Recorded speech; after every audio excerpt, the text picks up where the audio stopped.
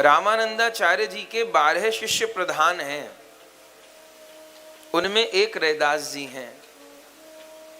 और रैदास जी कौन हैं? रैदास जी साक्षात धर्मराज का अवतार है। भगवान के परिकर अवतार लेते हैं, धर्मराज का अवतार है। जैसे मीराबाई जी के पूर्व जन्म की कथा है, ऐसे रैदास जी की भी है।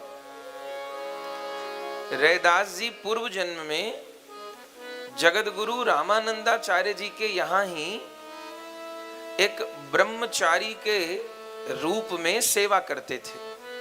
ब्रह्मचारी, ब्राह्मण बालक के रूप में सेवा करते थे। जगत गुरु रामानंदाचार्य जी काशी में विराजते थे।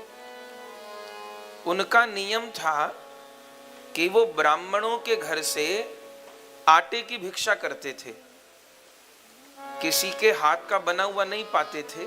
अनेक संतों का ये नियम होता है।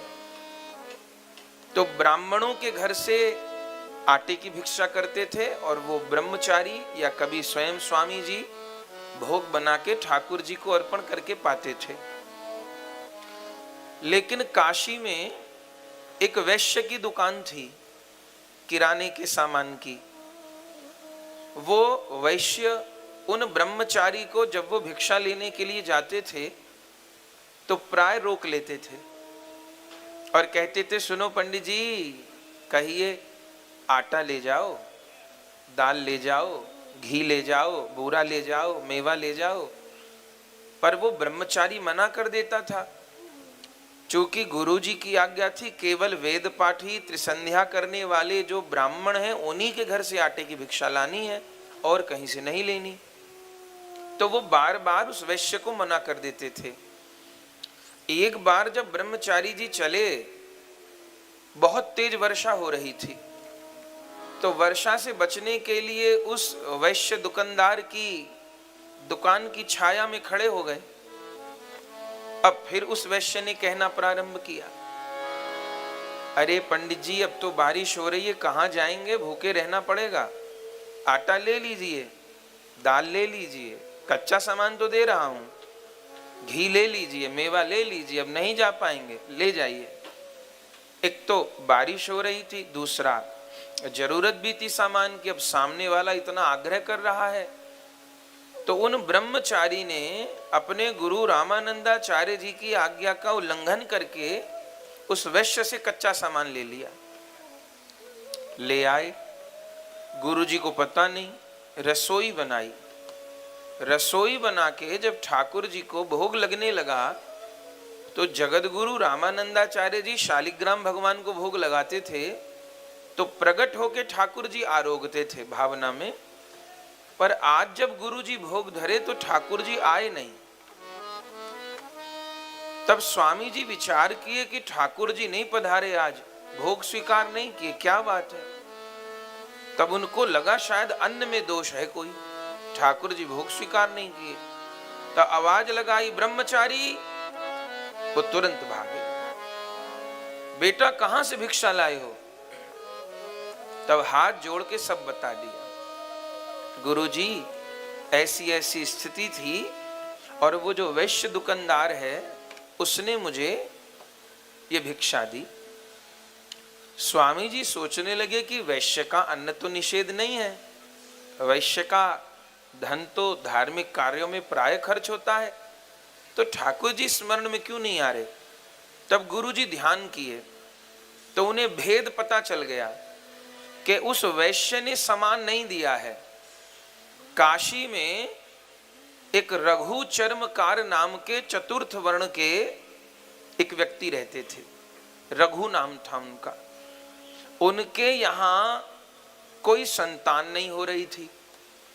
उन्होंने बहुत जगह पूछा, किसी ने उनको बताया कि यदि जगतगुरु रामानंदाचार्य जी की तुम कोई सेवा कर पाओ, तुम्हारा दिया अन्न गुरु जी के प्रसाद में पहुंच जाए, तो जिस दोष के कारण तुमको संतान नहीं हो रही वो निवृत्त हो जाएगा और संतान हो जाएगी। तो वो जो रघु चर्मकार था, अब सीधे तो गुरु जी को सामान देने से रहा, वो लेंगे नहीं। तो उसने वैश्य को कहा कि जो गुरु जी के यहां से भिक्षा मांगने ब्रह्मचारी जाता है उसको तुम किसी तरह सीधा सामान दे दो, दुगने पैसे दे दूंगा। वो रघु चर्मकार खूब धनवान थे, दुगने पैसे दे दूंगा पर सामान पहुंचवा दो। गुरु जी ने बैठे बैठे सारे रहस्य को जान लिया। वैश्य का अन्न निषेध नहीं, पर वो रघु चर्मकार अगर वैष्णव हो तो उसका अन्न भी निषेध नहीं। अगर वैष्णव हो, शबरी जी चतुर्थ वर्ण की हैं पर वैष्णव हैं तो भगवान भोग लगाते हैं, लेकिन वो रघु चर्मकार न तो वैष्णव है, न भक्त है, न साधक है। उसने तो अपनी ग्रह बाधा शांति के लिए, अपने किसी टोटके को पूरा करने के लिए मुझे सामान भिजवाया। जब इतनी बात पर जगत गुरु रामानंदाचार्य जी नाराज हो गए और उस ब्रह्मचारी को श्राप दिया। तो चर्मकार का अन्न लेके आया है, अब तू चर्मकार ही बन। तब वही ब्रह्मचारी रघु चर्मकार के यहां उत्पन्न हुए, क्योंकि गुरु जी ने विचार किया कि उस अब रघु का अन्न तो ठाकुर जी को भोग लग गया।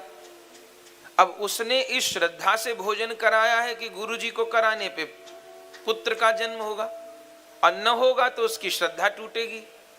अब गुरु जी तो त्रिकालज्ञ साक्षात श्री राम है। रघु चर्मकार का भाग्य विचारे तो बोले 7 जन्म पुत्र नहीं इसके, तो अब पुत्र कहां से लाऊं? तो ब्रह्मचारी को श्राप दे करके रघु चर्मकार के यहां जन्म करवा। ये समर्थ पुरुष की सामर्थ्य होती है ये। तो वही ब्रह्मचारी जो जगत गुरु जी के शिष्य थे, वो उन रघु चर्मकार के यहां उनका जन्म हुआ, और यही पुत्र रैदास जी कहलाए। इनको रविदास जी भी कहते हैं और रैदास जी भी कहते हैं। कब जन्म हुआ? विक्रमी संवत 1371 में। कब? माघ की पूर्णिमा को। पिता का नाम रघु चर्मकार, माता जी का नाम था घुब्बिनिया, उनके यहां जन्म हुआ। लेकिन जन्म हुआ, पर पूर्व जन्म के भजन का फल क्या है? देखिए, अपराध करने पर यदि भक्त को भी वैसा दंड मिलता है और संसारी को भी वैसा दंड मिलता है, तो भक्ति का लाभ क्या हुआ? भक्ति का लाभ यह होता है कि भक्त यदि किसी पतित कर्म के कारण गिरता है तो भगवान उसको बार बार संभालते हैं। बाकी जो जीव हैं वो तो अपने कर्म फल के चक्र में घूमते ही रहते हैं, ये किया ये किया ये, उसी चक्र में। पर जो वैष्णव है, जो आश्रित है, उसको भगवान बार बार संभालते हैं। गुरु शरणागति का फल क्या है? हमने गुरु शरणागति की और भजन में लग गए। 100 मील का रास्ता था, इस जन्म में केवल 5 मील चल पाए, तो पूरा तो भी किया नहीं, बहुत बाकी है। लाभ क्या होगा? यदि भजन करते रहे लगातार, अगले जन्म अगले जन्म अगले जन्म मनुष्य शरीर मिलता रहेगा। ये सबसे बड़ी कृपा है। अब पशु योनि में नहीं जाएंगे, नहीं तो भगवान का विधान क्या है कि एक जन्म यदि हमने बिगाड़ लिया मनुष्य का, तो अब तुरंत अगला जन्म मनुष्य का नहीं मिलेगा। पहले तो नरक में जाके जो पाप हैं वो संतुलित होंगे, और उसके बाद फिर 84 लाख योनियों में एक बार चक्कर लगाना पड़ेगा, और फिर 84 लाख योनि के बाद एक बार मनुष्य बनाया जाएगा, और फिर अवसर दिया जाएगा। और फिर भजन मार्ग में नहीं लगे तो फिर वही परिणाम, पहले नरक में जाकर के पाप बैलेंस होंगे और फिर 84 लाख योनि में चक्कर। लेकिन भगवत शरणागत हो गए, गुरु शरणागत हो गए, साधन में लग गए, तो क्या है? तो सबसे बड़ी बात यह है कि एक तो नरक नहीं जाएंगे, और दूसरा 84 के चक्र में नहीं गिरेंगे। साधना तो करनी पड़ेगी। अच्छा, गलती की तो क्या होगा? गलती की तो दंड मिलेगा, पर वो दंड नरक की यातना के रूप में नहीं मिलेगा, शारीरिक व्याधि के रूप में मिलेगा, धन की हानि के रूप में मिलेगा, या समाज में तिरस्कार के रूप में मिलेगा, या अन्य किसी शारीरिक आर्थिक मानसिक कष्ट के द्वारा मिलेगा, पर वो जो भयंकर नरक की यातना है उससे बच जाएंगे, और जो 84 लाख योनियों की यातना है उससे बच जाएंगे। लगातार प्रभु हमको मनुष्य देह देते रहेंगे। कब तक देते रहेंगे? जब तक हम वो पूरा रास्ता तय नहीं कर लेते। ये बहुत बड़ी कृपा है। तो गुरु जी की सेवा की ये ब्राह्मण शरीर से अब अपराध हुआ, अगले जन्म में चर्मकार के जन्म हुआ, लेकिन फल क्या है? चर्मकार के यहां जन्म हुआ, लेकिन पूर्व जन्म की स्मृति है। अब माँ बाप ने बहुत खुशी मनाई कि मेरे घर ऐसा बालक हुआ, पुत्र हो गया, लेकिन रैदास जी ने जन्म लेके अपनी माँ का दूध नहीं पिया। क्यों? पिछले जन्म की स्मृति है। मन में सोचते हैं एक बार इनके यहाँ का अन्न खा लिया तो ब्राह्मण से, और इस घर में आ गया, अब की बार और कुछ खा लिया तो पता नहीं क्या गति होगी। तो दूध नहीं पिया। तब रघु और उनकी पत्नी बहुत घबराए, बच्चा दूध नहीं पीता, इतने दिनों बाद संतान हुई, क्या करे? तब श्री रामानंदाचार्य भगवान को प्रेरणा हुई। अब वो जान गए कि वो ब्रह्मचारी अब उनके घर पैदा हो गया। तब गुरु लोग तो संभाला करते हैं। तब गुरु जी अपनी कुटिया को छोड़कर और उस चर्मकारों की बस्ती में गए, जो चमड़े का काम करते थे। और चर्मकार की बस्ती लोग तो देख के धन्य हो गए। गुरु जी तो कभी किसी के दृष्टिपात नहीं करते थे। चर्मकार की बस्ती में सीधा रघु के घर गए, और जैसे रघु ने देखा, अरे घर पे पधारे, दंडवत प्रणाम किए, दूर से गोबर का चौका लगा के आसन लगा दिया गुरु जी के लिए, चरण धुलाए, पति पत्नी ने बिठाया। गुरु जी ने कहा वो बालक कहाँ है? बालक को ले आए, लाओ दो मुझे। और कहा रघु जी ने, गुरु जी आपकी कृपा से पुत्र हो गया, पर दूध नहीं पीता, ये कैसे जिएगा छोटा सा बच्चा? गुरु जी ने कहा मंत्र सुना के जाऊंगा तब दूध पिएगा, मुझे अकेले में छोड़ो, अकेले में मंत्र काम करेगा। माता पिता को किनारे कर दिए, रैदास जी को गोद में लिए। तब छोटे से रैदास जी बोलने लगे, और गुरु जी को कहे गुरु जी अपराध हो गया। तो गुरु जी ने कहा कि अब क्यों नहीं दूध पीता? अब जन्म लिया, माँ का दूध तो पी। बोले पहली बात तो ये कि मेरी माँ वैष्णव नहीं है, और वैष्णव का अन्न नहीं अवैष्णव का अन्न लिया, इसी कारण तो मुझे गिरना पड़ गया, नहीं उस जन्म में भगवत प्राप्ति हो जाती। एक जन्म का फेर और पड़ गया, और मैं भी वैष्णव नहीं हूं, तो अब मैं कैसे खाऊं पीऊं? तब गुरु जी को करुणा हो गई, और पहले तो गोद में लेकर रैदास जी महाराज को दीक्षा दी, और फिर उन रघु और उनकी धर्म पत्नी घुब्बिनिया को बुला करके मंत्र दीक्षा प्रदान की। और फिर जब उनकी माता जी ने रैदास जी को गोद में लिया, तब रैदास जी ने अपनी माता जी का दूध पिया। बहुत अद्भुत चरित्र है। पूरा चरित्र तो रैदास जी का नहीं कह पाएंगे, पर जितना कहना जरूरी है मीरा जी से मिलाने के लिए उतना जरूर कहेंगे। तो रैदास जी का लालन पालन हुआ, बहुत दिव्य रूप में हुआ। घर में धन की कमी नहीं थी, पर श्री रैदास जी जन्मजात भक्त थे। धीरे धीरे बड़े हुए, राम राम रटते थे गुरु जी कृपा से। पिताजी के पास बहुत धन था, उनको कहीं चाबी मिल गई पिताजी की तिजोरी की। चुपचाप जाते, चाबी उठाते, तिजोरी खोलते, जितना कुछ हाथ में भरते जेब में भर लेते, और क्या करते? काशी में गंगा तट पे चले जाते। किसी साधु पे कमंडल नहीं तो कमंडल दिला रहे, किसी पे आसन नहीं, छाता नहीं, वस्त्र नहीं, भोजन नहीं। माँ उनकी देखती मुट्ठियों में भर के क्या ले जाता है, वो सोचती मिठाई मेवा बतासे ले जाता होगा, पर एक दिन देखा तो वो तो मोहरे भरी हुई थी। लेकिन अपने पति के डर से कुछ कहा नहीं, समझा देती थी बेटा इतना नहीं। एक दिन तो पिताजी को खबर लग गई अब ये संसार का प्रेम ऐसे ही होता है। रैदास जी उस समय 12-14 वर्ष के रहे होंगे। पिताजी को खबर लग गई, पकड़ लिया रैदास, क्या कर रहा है? बोले पिताजी इतने धन का क्या करोगे, मैं अकेली तो संतान हूं तुम्हारी, छाती पे रख के ले जाओगे क्या? इस धन की सदगति यही है कि इसको संत सेवा, नाम सेवा, गौ सेवा, धाम सेवा, दीनों की सेवा, राष्ट्र की सेवा में लगाया जाए। अब वो कहां भगत थे, वो तो नकली भगत थे। वो तो उतने दिन के लिए भगत बने थे जितने दिन तक बेटा नहीं था उनके। अब बेटा मिल गया तो भक्ति से क्या काम।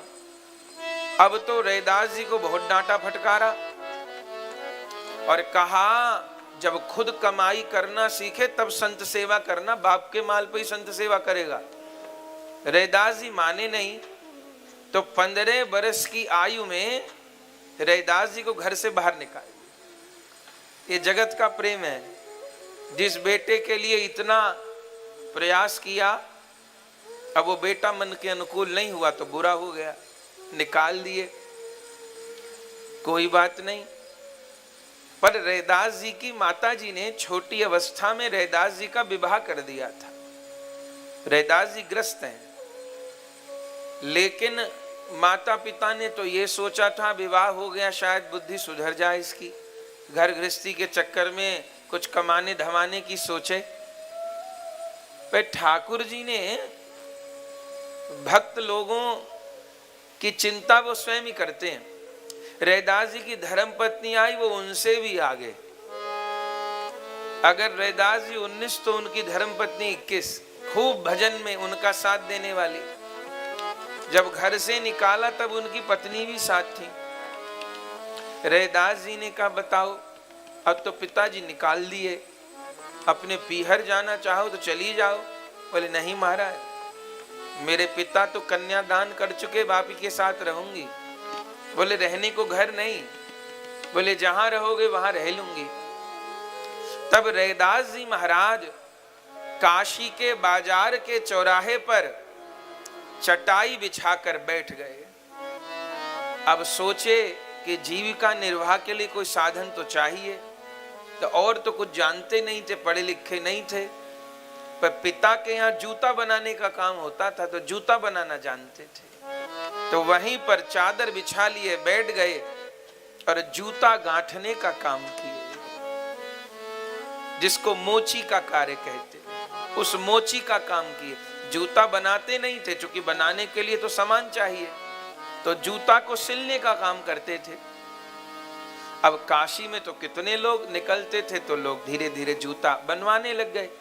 लेकिन उसमें भी नियम, अगर कोई साधु है, वैष्णव है, तो उसके जूता गांठने का पैसा नहीं लेते थे। और लोगों से जो देते थे 1-2 पैसा लेते थे, बाकी संतों से नहीं लेते थे। जूता गांठने लगे और वो जो शाम तक पैसे आ जाते थे, फिर उससे कच्चा सामान लाते थे, फिर उससे रसोई बनाती थी उनकी धर्मपत्नी, फिर ठाकुर जी को भोग लगाते थे। और उसके पश्चात जो भी कोई साधु वैष्णव दिखता था उसको पवाते थे, और फिर दोनों पति पत्नी बैठ के पाते थे। ऐसी रहनी श्री रैदास जी महाराज की थी। धीरे धीरे करके समय बीता। अब ठाकुर जी को अपने भक्त का कष्ट देखा न जाए। संत लोग आते थे जूता गठवाने। एक दिन तो ठाकुर जी ही संत का वेश बनाकर आ गए और पहुंचे। अरे रैदास जी, हमारा जूता चलते चलते घिस गया है, पूरे भारत की यात्रा पे जाना है, जूता सिल दीजिए। अब वो जूते का जो तला था वो बिल्कुल ही गायब था। तब रैदास जी बढ़िया से जूता बना दिए और फिर उन महात्मा, वो भगवान ही महात्मा बन के आए थे, उनको पहना दिए। तब उन संत भगवान ने कहा अब बताइए क्या चाहिए, कितने पैसे? बोले महाराज हम संतों से पैसा नहीं लेते। अरे कैसे नहीं लोगे? लोगे। भगवान एक असरफी की थैली लेके आए थे, वो देने लगे। रैदास जी ने कहा राम राम, महात्माओं से नहीं लूंगा मैं। अरे भाई मेरे पास पैसे हैं, मुझे यात्रा में जाना है, लुटपिट जाने का डर है, रख लो। नहीं महाराज, मैं नहीं लूंगा, मेरा नियम है। भगवान ने बहुत का नहीं माने। तब भगवान एक पारस भी लेके आए थे। मन में सोचने लगे कि शायद धन न ले, पारस ले ले। तो पारस निकाले झोले से और रैदास जी को कहा ये पारस रख लो। रैदास जी ने कहा ये क्या है? बोले पारस नहीं जानते? बोले नहीं जानते। बोले लोहे को छुआओगे सोना बन जाएगा, ये पारस रख लो। रैदास जी ने कहा महाराज मुझे नहीं चाहिए, ले जाइए। भगवान को लगा शायद इसको भरोसा नहीं हो रहा कि ये पारसी है। तो मोची लोगों के पास जो जूता ठोकने का एक होता है ना, उसको रापी बोलते हैं, लोहे की रापी होती है जिसमें जूता फंसा के वो ठोकते हैं हथौड़ी से। तो वो संत भगवान उस पारस को रापी से छुआ दिए, तो वो पूरी रापी सोने की बन गई। अब तो रैदास जी को लगा तो सही में पारस है। भगवान बोले रख लो। उन्होंने कहा नहीं नहीं हम नहीं रखेंगे। ठाकुर जी को लगा शायद सामने लेने से संकोच कर रहे हो, पीछे लोहा छुआ के सोना बना ले। तब रैदास जी को कहा हमेशा के लिए नहीं दे रहा, अभी यात्रा पे जा रहा हूं ना, खोने का डर है, अभी तुम रख लो, 1 बरस बाद आऊंगा तब ले लूंगा। ये कह के पारस दे गए। भगवान चले गए। रैदास जी ने तो छुआ भी नहीं। उन संत वेशधारी भगवान को कहा वो मेरा छप्पर उस छप्पर में ही लगा जाओ। बोले ठीक है। ठाकुर जी छप्पर में रख गए और चले गए। लेकिन रैदास जी ने तो उस पारस की तरफ देखा भी नहीं। 1 बरस बाद भगवान फिर आए संत का वेश बना के। अब तो जरूर रैदास की झोंपड़ी की जगह महल खड़ा हो गया होगा, अब तो जरूर वो बहुत धनवान हो गया होगा। फिर आए तो फिर देखा वही चौराहे पे बैठ जूता गांठ रहे हैं। रैदास जी को आकर भगवान ने कहा अरे भगत जी वो मेरा पारस कहाँ है, कुछ उपयोग नहीं किया। रैदास जी ने कहा हाँ हाँ आप पारस दे के गए थे, कहाँ है? बोले मुझे तो ध्यान नहीं, जहां छप्पर में खोस के गए होंगे वहीं रखा होगा। भगवान भीतर पधारे तो देखे जहां छप्पर में खोस के गए थे वहीं रखा। भगवान बोले हे राम अब क्या करूं, मैं तो कुछ ग्रहण नहीं करता। भगवान हार के चले गए। फिर प्रभु ने एक लीला और की। रैदास जी शालिग्राम जी की सेवा करते थे प्रतिदिन, वो जगत गुरु रामानंदाचार्य जी के दिए हुए थे।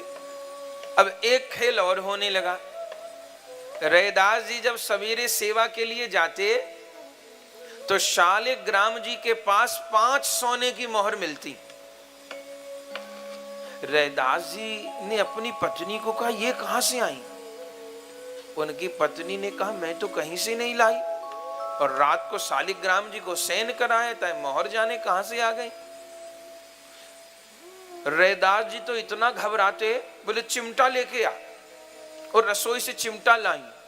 जैसे कोई मरा चूहा उठाए ऐसे 5 मोहरों को उठाए और चिमटा सहित 5 मोहरों को गंगा जी में फेंका।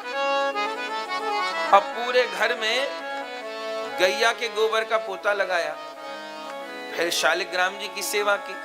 अगले दिन फिर मोहर प्रकट हो गई शालिग्राम जी से। रैदास जी तो अपनी पत्नी से बोले अरे देवी कैसा समय आ गया, कैसा कलयुग आ गया। क्यों? बोले जो माया से बचाने वाले थे वही माया में डुबा रहे हैं। कैसे? बोले वो संत आए थे वो तो पारस दे रहे हैं और ये ठाकुर मुझे सोने की मोहर दे रहे हैं, तब क्या करूं? तब घुब्बिनिया से कहा, अपनी पत्नी से कहा मैं तो सोचता हूं इन शालिग्राम जी को भी गंगा जी में पधराया हूं, रोज रोज की आफत कटे। रोज मोहर निकलती हैं, कभी किसी दिन मोहरों में आसक्ति हो गई तो भजन छूट जाएगा। और जब ठाकुर जी को लेके गंगा जी में डालने को चले सो भगवान चतुर्भुज रूप में प्रकट हो गए। रैदास चतुर्भुज रूप में प्रकट हो गए और रैदास जी से कहा अरे मुझे एक बार तो जीत जाने दे, एक बार तो मेरे से हार जा मेरे बाप। पारस लेके जो आया था वो मैं ही था, ये रोज शालिग्राम से जो मोहरे निकल रही है वो मेरी कारीगरी है। रैदास जी ने कहा ठाकुर तुम ऐसा करते क्यों हो? बोले तुम्हारे घर में अभाव मुझसे देखा नहीं जाता, तुम पूरे दिन धूम में बैठ करके जूता सिलते हो, मुझे तकलीफ होती है, तो मैं दे रहा हूं, लेने में कोई बात नहीं। रैदास जी ने कहा प्रभु माया बड़ी विचित्र है, आप मुझे निर्धन क्यों मानते हो? मैं आपके नाम से धनवान हूं, मुझे कोई तकलीफ नहीं जूता गांठने में, और जूता गांठता हूं तो तमाम संतों का दर्शन हो जाता है, वैष्णवों का, ब्राह्मणों का दर्शन हो जाता है, कोई अभाव नहीं। लेकिन अब की बार भगवान नहीं माना। भगवान ने कहा अब तुम्हारी इतनी बात मान ली, अब तुमको हमारी बात माननी होगी। ठीक है। तब ठाकुर जी ने कहा अब मैं तुम्हारी रहने की, भोजन की, आय की सब व्यवस्था करूंगा। रैदास जी ने कहा ठीक है, अब आपकी जो इच्छा। तब ठाकुर जी एक सेठ के वेश में सबसे पहले तो काशी के एक बड़े अच्छे स्थान पर एक भूमि रैदास जी के लिए ली। उस भूमि में महल बनवा दिए और खूब धन अन्न की सबकी व्यवस्था कर दी। रैदास जी से कहा चलो अब उस बड़े घर में चल के रहो, अन्न धन की व्यवस्था। रैदास जी ने कहा प्रभु उस घर में संत निवास बनवाया कि नहीं बनवाया? बोले वो तो नहीं बनवाया। बोले जब तक संत निवास नहीं होगा, जब तक घर में गाय नहीं होगी, अतिथियों के सत्कार की व्यवस्था नहीं होगी, तब तक नहीं जाऊंगा। ठाकुर जी ने कहा ठीक। तब संत निवास बनवाए, गैया की सेवा की व्यवस्था की। तब श्री रैदास जी गए।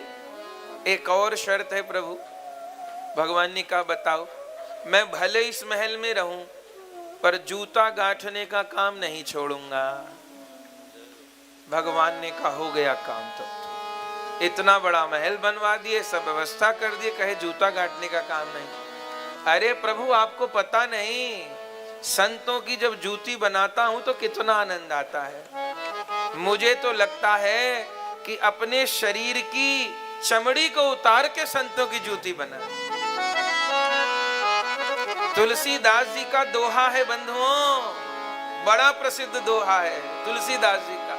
सुनिए, तुलसीदास जी कहते हैं तुलसी जाके मुखन ते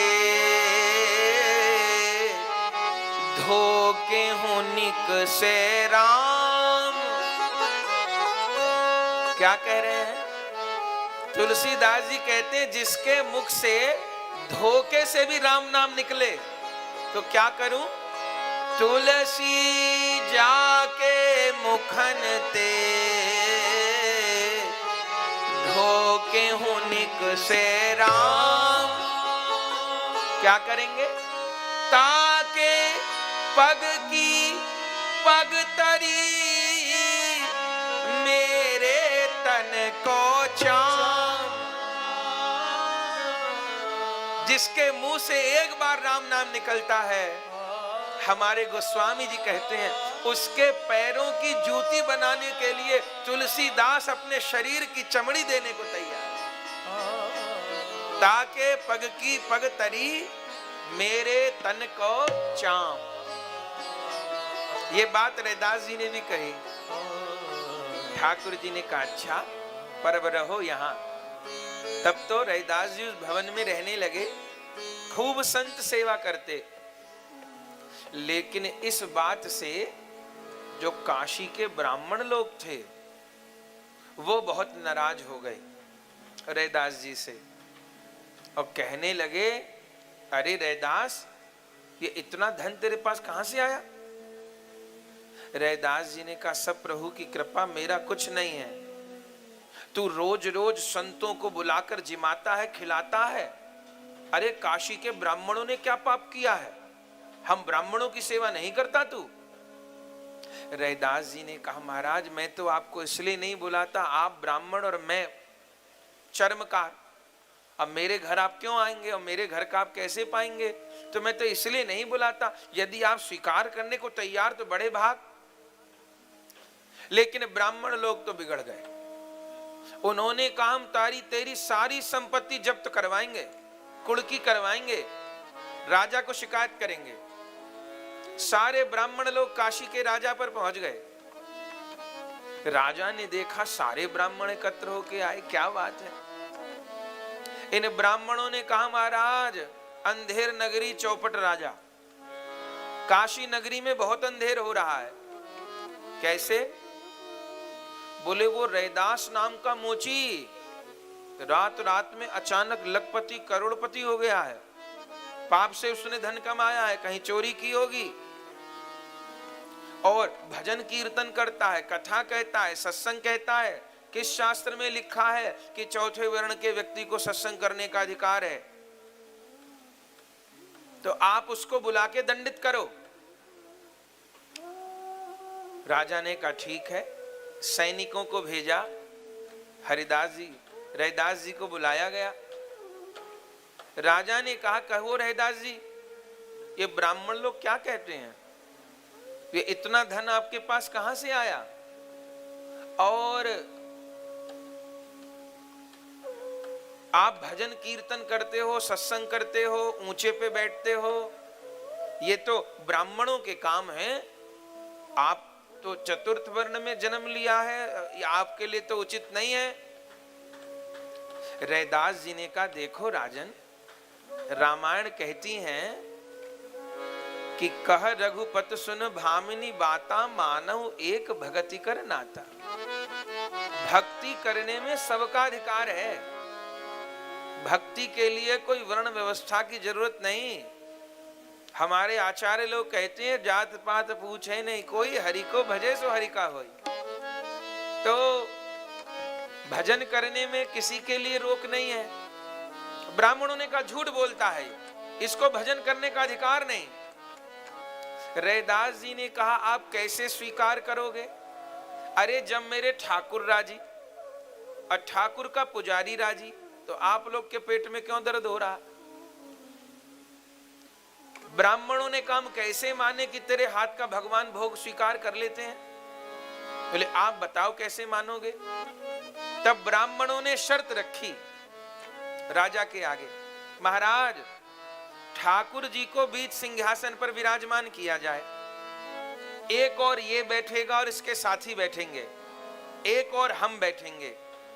ठाकुर जी को आह्वान किया जाएगा, जिसकी ओर ठाकुर जी के श्री विग्रह का सिंहासन मुड़ जाएगा, भगवान जिसकी ओर को आएंगे उसकी बात सच्ची मानी जाएगी।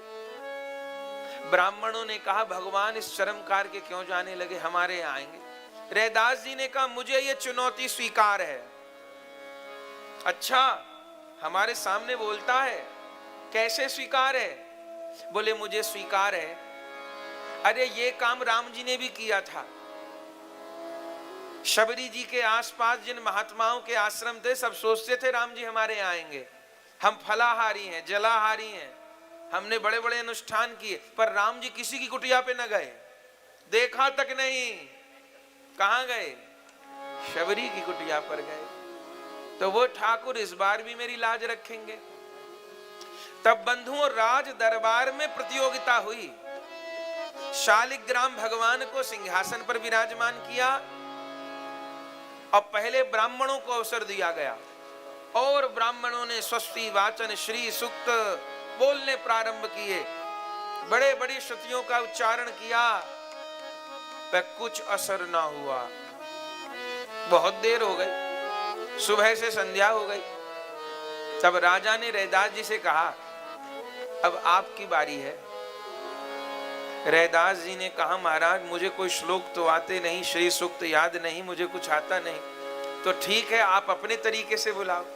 बंधुओं उस समय रैदास जी ने यह कीर्तन किया, ब्राह्मण लोग बुला के हार गए।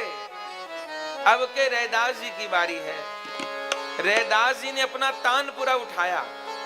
रैदास जी तानपुरा बजा के कीर्तन करते थे, करताल बजा के कीर्तन करते थे।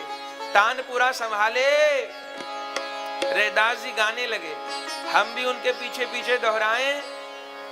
हे हरि आवहु बे बेगी हमारे।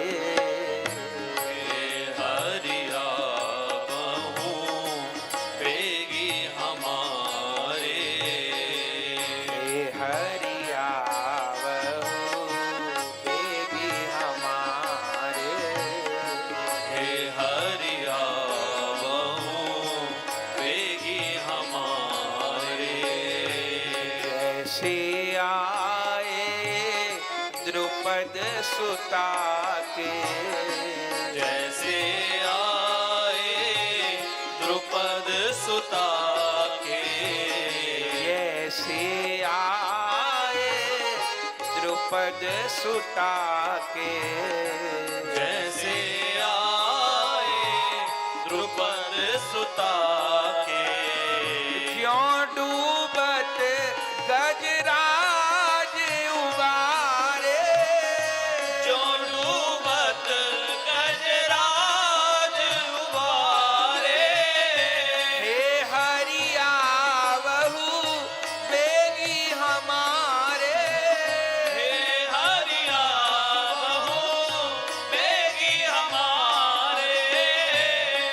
प्रहलाद हेतु नरसिंह है, जो प्रहलाद हेतु नरसिंह है। जो प्रहलाद हेतु नरसिंह है, जो प्रहलाद हेतु नरसिंह है। प्रगट भये खंबा को फारे, प्रगट भये खंबा को फारे। हे हरियावऊ बेग हमारे, हे हरियावऊ बेगी हमारे। पत राखो रे दास पतित की, पत राखो रे दास पतित की। पथ राखो रे दास पतित की, पत राखो रे दास पतित की। सुनिए दशरथ राज दुलारे, सुनिए दशरथ राज दुलारे। सुनिए नंद बाबा के प्यारे, सुनिए नंद बाबा के प्यारे। हे हरियावऊ बेग हमारे, हे हरियावऊ बेग हमारे। हे हरियावऊ बेग हमारे। हे हरियावऊ बेगी हमारे। आनंद हुआ। बंधुओं भक्त माल में वर्णन है, जब श्री रैदास जी ये कीर्तन किए, हे हरि आवऊ बेग हमारे, जैसे आए द्रुपद सुता के, जैसे डूबत गज को उबारे। जो प्रहलाद हेतु नरसिंह है, बीच सभा में खंबा फारे। पथ राखो रैदास पतित की, सुनिए दशरथ राज दुलारे।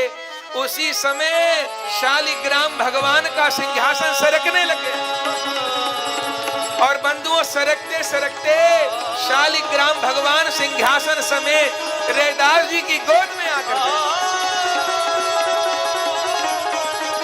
जय जयकार हो गई। राजा तो देखता रह गया, और उस समय रैदास जी को अपने सिंहासन पर राजा ने बिठाया और चरणों की पूजा की। महाराज, मैं तो इन अभिमानी ब्राह्मणों की बात में आ गया, मैं आपकी महिमा को नहीं जान पाया। राजा ने क्षमा मांगी। अब उन ब्राह्मणों ने किया तो उल्टे के लिए था, जा पे कृपा राम की होई, ता पे कृपा करें सब कोई। उल्टा हो गया। तब उन ब्राह्मणों ने कहा, भले इसमें भक्ति है, पर ये ब्राह्मण तो नहीं है ना, जो काम ब्राह्मण कर सकता है वो काम ये नहीं कर सकता। रैदास जी ने कहा, देखो ब्राह्मणों में वो काम कर भी नहीं रहा, मैं किसी के यहाँ कर्म कांड कराने नहीं जा रहा, मैं किसी की पत्री नहीं बांच रहा, आप भजन पर भी विरोध करते हो, और यदि आप बार बार ब्राह्मण होने का मुझको उल्हाना देते हो तो सुन लो ब्राह्मणों, मैं पिछले 7 जन्म से ब्राह्मण होता आ रहा हूं। केवल पिछले जन्म में गुरु के प्रति कुछ अपराध हो गया तो मेरा चर्मकार कुल में जन्म हुआ। झूठ बोलते हो, हम कैसे माने? रैदास जी ने कहा, कैसे भरोसा होगा? प्रमाण दो। अद्भुत घटना घटी बंधुओं, अद्भुत घटना। उस समय श्री रैदास जी महाराज ने कटार लेके अपना सीना चीरा और अपनी छाती काट के भीतर से सोने का जनेऊ निकाल के दिखाया। सोने का यज्ञोपवीत निकाल के दिखाया, और जब सोने का यज्ञोपवीत निकाल के दिखाया तब तो सब फिर कुछ कहने की संभावना नहीं रही। ऐसे हैं रैदास जी, चरित्र तो बहुत बड़ा है, अद्भुत है रैदास जी। एक बात और कह के फिर मीराबाई जी की ओर चलेंगे। रैदास जी महाराज की एक कहावत बड़ी प्रसिद्ध है, आपने भी सुनी होगी, मन चंगा तो कठौती में गंगा। ये कहावत कहां से चली है? ये रैदास जी से ही चली है। मन चंगा तो कठौती में गंगा। कठौती उसको कहते हैं जिसमें रैदास जी अपना, चूंकि जूता सिलते थे ना, तो सूखा चमड़ा लेके आते थे। कोई ये ना समझे कि किसी पशु को मार के, ये काम नहीं होता था प्राचीन भारत में। जो मृत पशु होते थे उनका चमड़ा प्रयोग में आता था, उसको सुखाया जाता था, फिर उसका काम होता था। तो रैदास जी का एक कठौता, चूंकि वो जूता बनाते थे तो पास में एक बड़ा पात्र रहता था, उसको कठौता कहते थे। उसमें पानी रहता था, उसमें चमड़ा भिगोए रहते थे ताकि जूता बनाने में सुविधा हो। एक पंडित जी रैदास जी महाराज से अपना जूता सिलवाते थे, और रैदास जी वहीं बैठते थे जो गंगा जी जाने का रास्ता था, ताकि बार बार संतों का दर्शन होता रहे। वो पंडित जी कहते थे रैदास, अरे रैदास जी गंगा जी स्नान करने को चलो ना। रैदास जी कह देते, मन चंगा तो कठौती में गंगा। अरे ये तो तुम बात टालने को कह देते हो। एक दिन तो पुण्य पर्व था, सोमवती अमावस्या थी। पंडित जी ने बहुत कहा, रैदास जी दूर दूर से दुनिया नहाने आ रही है गंगा जी, और आप पास में रहते स्नान को नहीं जाते। रैदास जी ने कहा, देखो पंडित जी, मैं स्नान को जाता हूं, लेकिन ऐसे समय पर जाता हूं जब तट पे ब्राह्मण लोग ना हो, कोई पूजा पाठ न कर रहा हो, क्योंकि आप जानते हो मेरा जन्म चौथे वर्ण में हुआ है, और मेरे जाने से किसी को कष्ट हो वो काम ठीक नहीं। पुण्य पर्व पे स्नान क्यों नहीं करते? पुण्य पर्व पे इसलिए नहीं करता, तमाम संत महंत ऋषि मुनि आते हैं, अब मैं तो पापी हूं, छू जाऊंगा तो अपराध होगा। ये दीनता है श्री रैदास जी के मन की। पंडित जी बार बार कहते हैं, ये सब बात झूठी बनाते हो आप। अरे इतना पुण्य पर्व है, गंगा जी स्नान कराओ। रैदास जी हंस के कह देते, मन चंगा तो कठौती में गंगा। एक दिन तो पंडित जी बहुत पीछे पड़े। तब रैदास जी ने कहा, देखो आप तो प्रतिदिन राजा की ओर से गंगा जी का पूजन और स्नान करने जाते हो ना? बोले हाँ, तभी तो तुमसे मिलता हूं। ऐसा है, आज जाओगे ना, पुण्य पर्व है, ये रहे 2 केले, जब राजा की पूजा कर लो तो मेरे नाम से भी 2 केले गंगा मैया को चढ़ा देना। पंडित जी ने कहा, ठीक, नहीं जा रहे तो ये काम तो कर देंगे। आप रोज हमारा जूता ठीक करते हो, साफ करते हो उसको। पंडित जी गए, वो रोज राजा की ओर से पूजा करते थे, खूब गंगा मैया की पूजा की, स्तुति किए। फिर याद आया, आखिर में रैदास ने भी 2 केला दिए, तो उसके केला भी चढ़ा दो। तो पंडित जी उपेक्षा पूर्वक उन 2 केलों को गंगा जी में फेंकने लगे। जैसे गंगा जी में 2 केला चढ़ाए, क्या हुआ? राजा की पूजा स्वीकार करने तो गंगा जी कभी प्रकट नहीं हुई, पर जैसे रैदास जी के केला फेंके, उसी समय गंगा जी से हाथ निकल आया बाहर। और पंडित जी को कहा संभल के, हाथ निकल आया और तुरंत गंगा मैया ने वो हाथ में केले ले लिए और फिर वो हाथ अदृश्य हो गया। पंडित जी तो देखते रहे, हे राम कैसा चमत्कार, हमारी तो जिंदगी बीत गई, पुरुष सूक्त पाठ करते करते गंगा मैया ने दर्शन नहीं दिया। और 2 केला रैदास के चढ़ाए तो गंगा मैया, थोड़ी देर बाद फिर गंगा मैया से हाथ निकला, दिव्य हाथ, सुंदर मेहंदी लगी है, चूड़ियां पहरी हैं गंगा मां ने।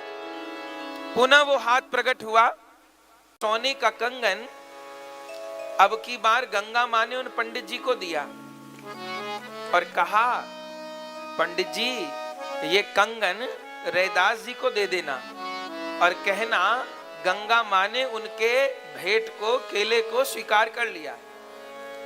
अब पंडित जी हाथ में कंगन लिए, अब उन्होंने तो कभी ऐसा दिव्य कंगन देखा नहीं था। मन में सोचने लगे कि रैदास को थोड़ो पता है कि गंगा मां ने कंगन दिया है, और उन्होंने कहा भी नहीं था कि गंगा मां भी कोई प्रसाद देगी। अब ये कंगन मिला है तो रैदास को क्यों बताया जाए, इसको क्यों ना अपने पास रखा जाए, अरे जन्म जन्म की दरिद्रता दूर हो जाएगी, हीरे का कंगन है। पंडित जी लेके चले, काशी के बाजार में पहुंच गए, एक जौहरी के यहाँ झोले से कंगन निकाला, भैया इस कंगन के जो पैसे हो मुझे दे दो, मैं कंगन बेचना चाहता हूं। जो जौहरी ने कंगन देखा आंख खुली की खुली रह गई, बोले महाराज मेरी तौबा, मेरे बाप की तौबा, 7 पीढ़ी से सुनार का काम करते आ रहे हैं पर मेरे बाप दादाओं ने भी ऐसा कंगन नहीं देखा, और आप कहते हो कीमत लगा दो। पूरे काशी के सर्राफ लोग इकट्ठे हो जाएं तब इस कंगन की कीमत नहीं दे सकते। अरे कोई बात नहीं, जितना देना हो दे दो, हम कम में भी काम चला लेंगे। अरे लाए कहां से हो, अरे किसी जजमान ने दिया है, ये बात छोड़ो, पर कीमत लगाओ। उस दुकानदार ने कहा पंडित जी कीमत तो नहीं लगा सकता मैं, पर हाँ इस समय मेरे पास कुल पूंजी 1000 रुपया है, वो आपको दे सकता हूं। अब पंडित जी ने कहा देखे तो 1000 रुपए, उस जमाने की बात, देव भैया हमको। 1000 रुपए लिए, पंडित जी चुप आ गए। अब उस जौहरी ने उस कंगन को रख लिया। एक दिन उस जौहरी के यहां एक नगर सेठ की पत्नी पहुंची, हमको कंगन बनवाने हैं, जो भी तुम्हारे पास कंगन हो दिखाओ।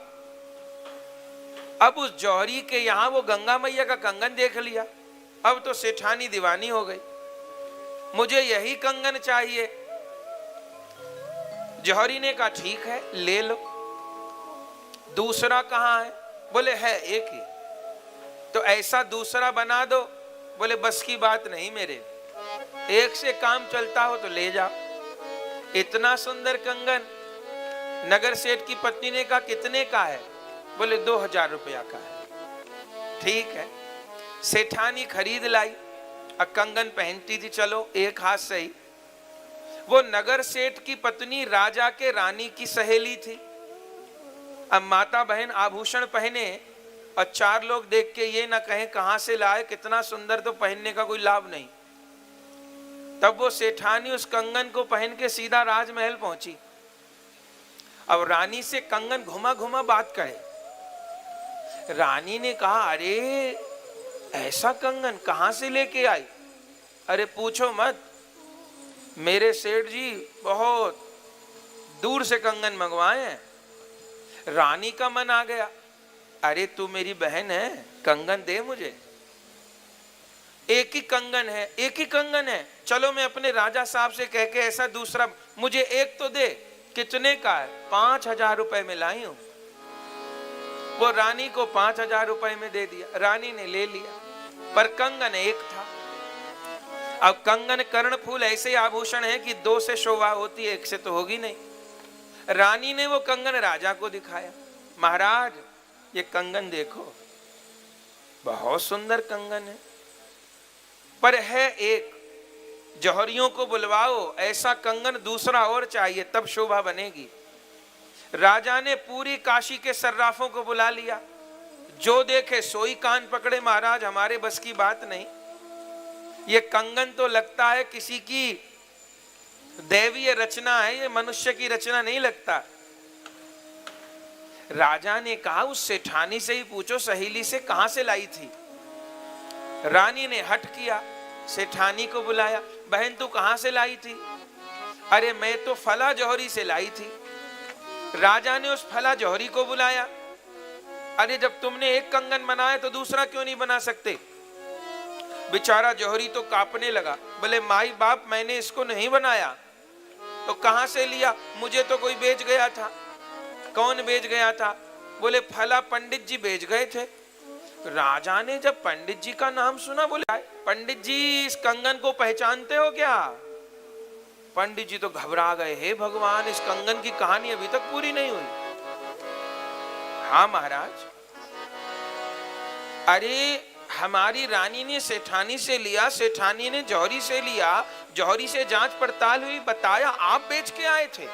आपके पास कंगन कहां से आया।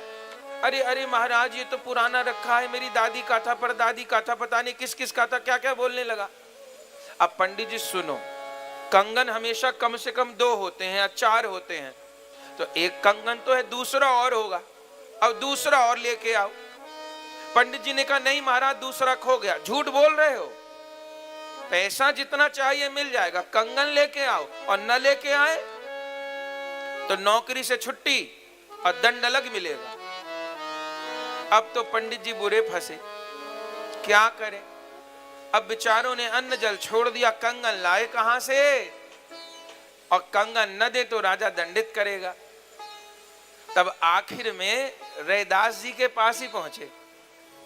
रैदास जी ने कहा पंडित जी क्या बात, इतने दिन से आप नहीं आ रहे थे। पंडित जी ने रैदास जी को कहा क्या बताएं आपको, अब लालच तो बुरी बला है ना। आपने उस दिन वो 2 केला दिए थे ना, हाँ उस दिन के तो बाद आप लौटे ही नहीं। हमने गंगा मैया को चढ़ाए और गंगा मैया ने आपके लिए कंगन दिया। वो कंगन मैंने आपको बताया नहीं, जौहरी को बेच दिया, वहां से सेठ को, सेठ से रानी को। राजा कहते दूसरा कंगन ला नहीं तो मार डालूंगा। कंगन कहां से लाऊं। तो रैदास जी अब आप एक कंगन दे दो। रैदास जी ने कहा भैया मैं तो जूता गांठने वाला, मेरे पास कहां से कंगन आया। बोले गंगा मैया ने दिया था। तो फिर ऐसा है रैदास जी, 2 केले एक बार फिर दे दो। बोले क्या करोगे। बोले फिर गंगा मैया को चढ़ाऊंगा, गंगा मैया फिर कंगन दे देगी। रैदास जी ने कहा ऐसी बात है, गंगा माँ ने दिया था तो ऐसा मत सोचो कि केला चढ़ाने से ही गंगा मैया कंगन देगी। अरे पंडित जी मन चंगा तो कठौती में गंगा, तो अब कंगन कैसे मिलेगा। बोले ठीक है। रैदास जी ने कहा गंगा मैया आज केला चढ़ाने को नहीं है, अपने बेटे को एक कंगन तो देना। जैसे ये कहा गंगा जी जाना नहीं पड़ा, अब तो कठौते से ही गंगा जी का हाथ निकल आया। कठौते से गंगा मैया का हाथ निकल आया और कंगन रैदास जी को दे दिया। रैदास जी ने पंडित जी को दे दिया। अब तो पंडित जी देखते रहे, अरे ये सही कहते थे मन चंगा तो कठौती में गंगा। और तब तो वो कंगन ले लिए और उस कंगन को लेकर राजा के पास आए। राजा ने कहा सच सच बताइए। बोले झूठ नहीं बोलूं, सारी बात बता दी। तब राजा कंगन को तो भूल गया और नंगे पांव दौड़ते हुए रैदास जी के पास आया और चरणों में पड़ गया। महाराज मैं तो धन्य हो गया, मुझे भरोसा नहीं था कि एक जाति से मोची व्यक्ति पर भी भगवान इतनी कृपा कर सकते हैं। तब रैदास जी ने कहा राजा राम ही केवल प्रेम प्यारा और जान ले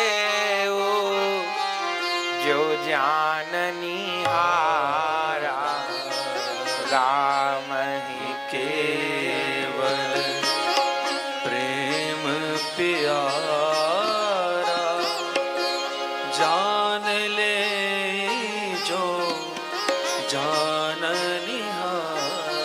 अरे राजा साहब, भगवान प्रेमी के प्यारे हैं, बस प्रेम करो तो बस में हो जाए। ऐसे रैदास जी महाराज, मन चंगा तो कठौती में गंगा। अब तो राजा भक्त हो गए राजा। जाते थे रैदास जी के पास 2, 4, 5 दिन में जब अवसर मिलता था। एक बार मन में आया राजा के कि मैंने सुना है रैदास जी बड़े चमत्कारी महात्मा हैं, उनकी पूजा सेवा के समय जाऊं और उनसे भजन करने की विधि सीख के आऊं, और उन पे कृपा हो सकती है तो हम पे क्यों नहीं। एक दिन राजा सवेरे सवेरे पहुंच गए। रैदास जी महाराज नेत्र बंद करके अपने ठाकुर का ध्यान कर रहे थे और ठाकुर जी को स्नान करा रहे थे। स्नान कराए तो चरणामृत तैयार हो जाता है। उसी समय राजा पहुंचे। रैदास जी के मन में राजा के प्रति दया आ गई और जान गए राजा क्यों आया है। इसलिए आया है कि मुझे भी भगवान का दर्शन हो जाए, मुझे भी कृपा हो जाए। अब राजा को तो पता नहीं, रैदास जी भावना में डूबे हैं। जैसे राजा आया, अब रैदास जी मन में ठाकुर जी को स्नान करा रहे थे। राजा के आते ही रैदास जी ने अपने कठौते में हाथ डाला और जल हाथ में लेके बोले, लो राजा चरणामृत पियो। अब राजा ने हाथ में ले तो लिया, मन में सोचने लगे, हे भगवान, ये रैदास जी भगत कितने बन गए हो, बाकी मोची के मोची रह गए। अरे कठौते में हाथ डालकर जल दे रहे हैं और कह रहे चरणामृत, जिसमें चमड़ा भिगोते हैं, उस पानी को चरणामृत बता रहे हैं। पर क्या करूं, फेंक दूं क्या? तो फेंका तो नहीं, हाथ में लिया, पिया भी नहीं। पीने का बहाना करते हुए उस जल को, जो कोट पहना था, उस कोट की बाह में ढरका दिया, नाटक करते हुए कि ये भी ना लगे अपमान किया और पीऊं भी ना। ऐसे किया हाथ और उसको बाजू में घेर लिया और उठ के चले आए। जिस बाजू में घेरा, उस कोट की बाजू में उस जल का दाग पड़ गया। तब घर पे जाके राजा ने वस्त्र उतार दिए, नए वस्त्र पहन लिए, धोबी को धोने के लिए वस्त्र दे दिया। अब धोबी जो राजा के कपड़े धोता था, उसने उस वस्त्र को धोया, लेकिन वो जो बाजू में दाग पड़ा था वो छूट नहीं रहा था। बहुत कोशिश की। तब जैसे कोई ज्यादा जिद्दी दाग हो तो ज्यादा जोर लगाया जाता है, जोर लगाए नहीं छूटा। तब धोबी ने उस वस्त्र को हटा के उस दाग को अपने दांत से रगड़ा कि शायद छूट जाए दाग। दांत से रगड़ने लगा। जैसे दांत से रगड़ने लगा तो वो दाग तो उस रैदास जी के जल का पड़ा था और कुछ रस अभी बाकी होगा। तो कपड़े को दांत से रगड़ने पर कुछ रस उस धोबी के पेट में चला गया, और जैसे उस धोबी के पेट में रस गया, अरे धोबी का तो अंतःकरण निर्मल हो गया और भगवान का अनुभव होने लग गया। और धोबी भुजा उठाकर कृष्ण गोविंद गोविंद गोपाल नंदलाल, कृष्ण गोविंद गोविंद गोपाल नंदलाल, कृष्ण गोविंद गोविंद गोपाल नंदना, कृष्ण गोविंद गोविंद गोपाल नंदना, कृष्ण गोविंद गोविंद गोपाल नंदलाल, कृष्ण गोविंद गोविंद गोपाल कृष्ण गोविंद गोविंद गोपाल नंदना, हे गोपाल नंदलाल, हे गोपाल नंदलाल, हे गोपाल नंदलाल, हे गोपाल नंदलाल, हे गोपाल नंदलाल, हे गोपाल नंदलाल, हे गोपाल नंदलाल, हे गोपाल नंदलाल, हे गोपाल नंदलाल, हे गोपाल नंदलाल, हे गोपाल नंदलाल, हे गोपाल नंदलाल, हे गोपाल नंदलाल, हे गोपाल नंदलाल, हे गोपाल नंदलाल, हे गोपाल नंदलाल, कृष्ण गोविंद गोविंद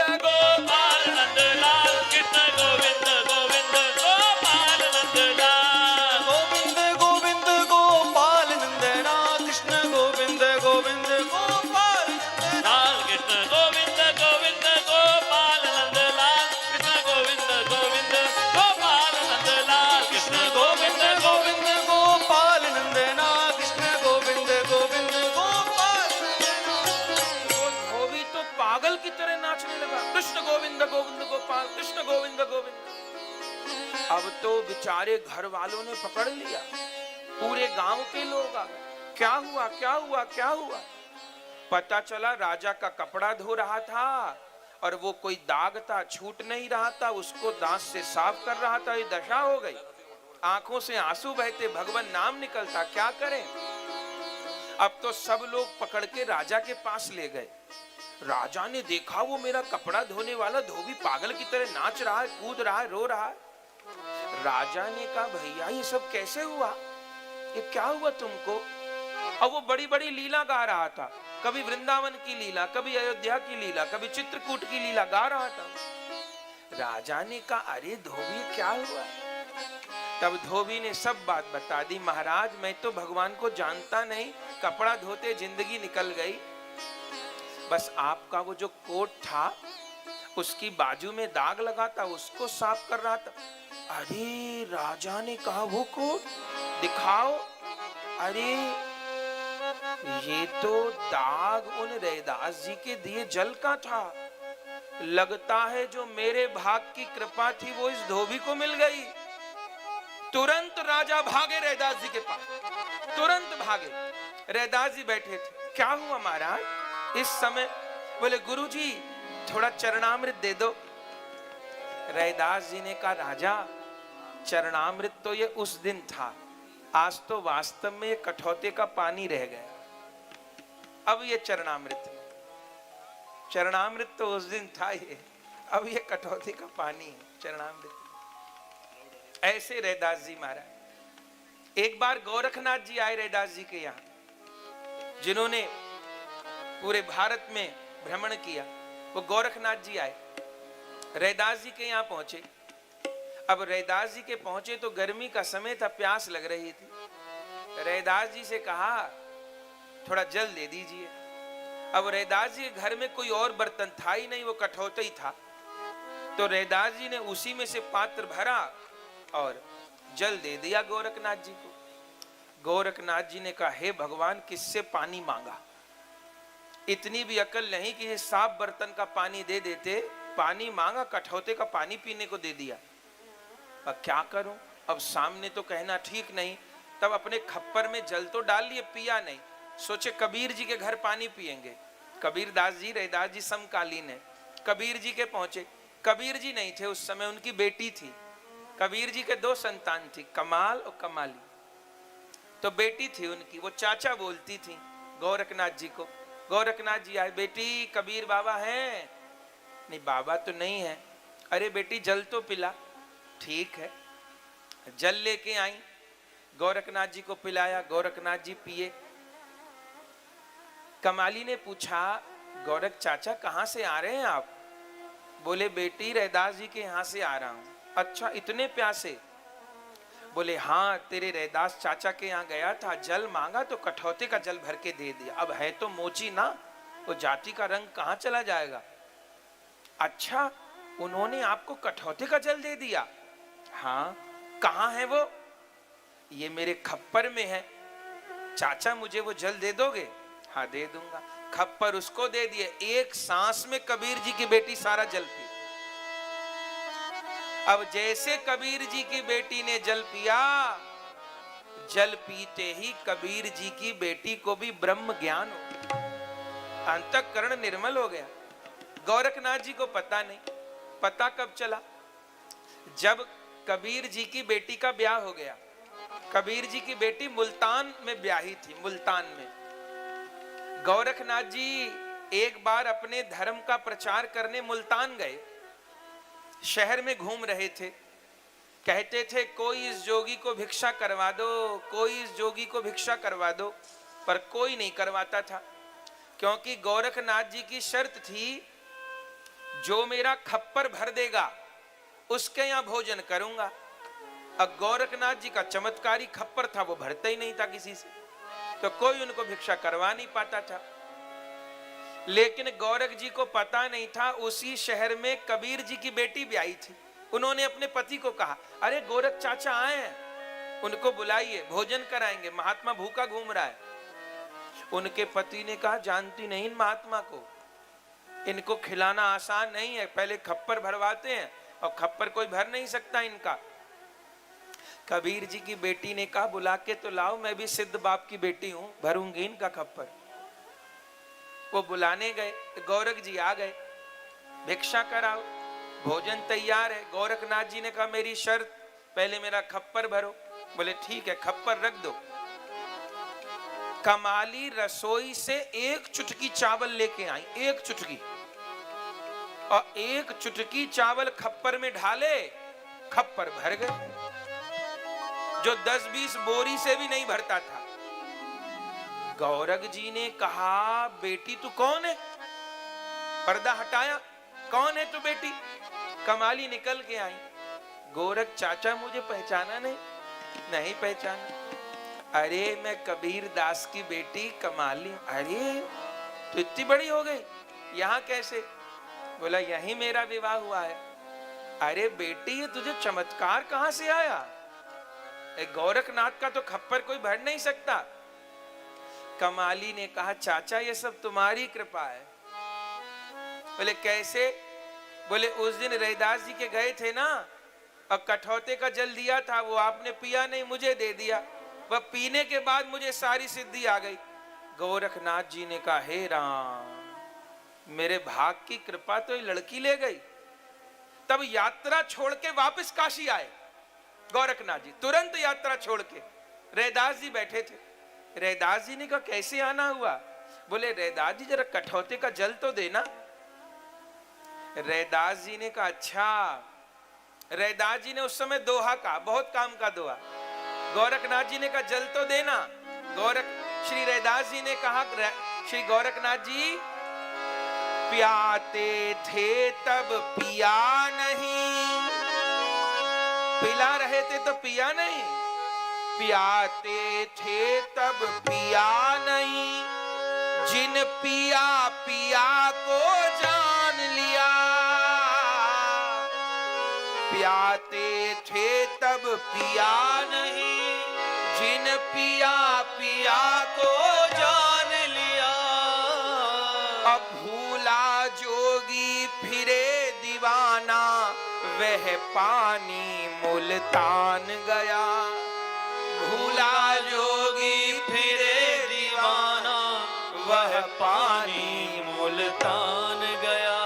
जिन पिया पिया को जान लिया, जिन पिया पिया को जान लिया। ऐसे रैदास गोरखनाथ जी हाथ मलते रह गए। अब गोरखनाथ जी को भजन का उपदेश श्री रैदास जी महाराज। ऐसे हैं बंधुओं रैदास जी। प्रिय भगवत प्रेमियों, अगर यह वीडियो आपको पसंद आई तो इसको लाइक कीजिए और अधिक से अधिक शेयर कीजिए। परम पूज्य श्री गौरदास जी महाराज जी के YouTube चैनल को सब्सक्राइब करें। पूज्य महाराज श्री की कथाओं का आनंद प्राप्त करने के लिए बेल आइकन दबाना ना भूलें।